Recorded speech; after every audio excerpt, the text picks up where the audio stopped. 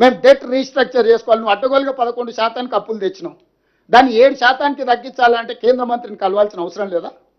Environmental ఇష్యూస్లో రోడ్లు, చిన్న చిన్న రోడ్లు కూడా ఫారెస్ట్ ఏరియాలో 10 ఏళ్ళ నుంచి రోడ్లు ఆగిపోయినాయి.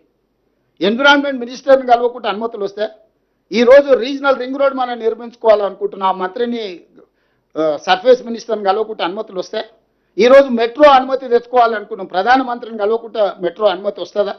ఈరోజు మూసి ప్రక్షాళన చేసుకోవాలనుకుంటున్నాం, దానికి సంబంధించిన అనుమతులు నిధులు తెచ్చుకోవాలంటే ఎవరిని కలవాలి?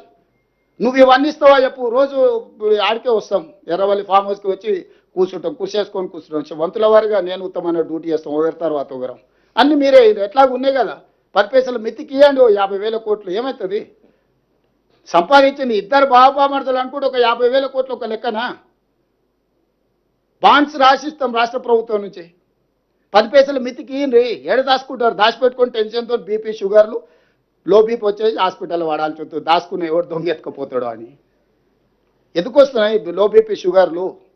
అడ్డగోలుగా సంపాదించి అవి ఎవడొచ్చి పట్టుకుంటాడు అని టెన్షన్తో వస్తున్నాయి. ఇట్లాంటి నీచమైన మనస్తత్వం ఉన్న ప్రతిపక్ష నాయకులు ఉండడం దురదృష్టకరము.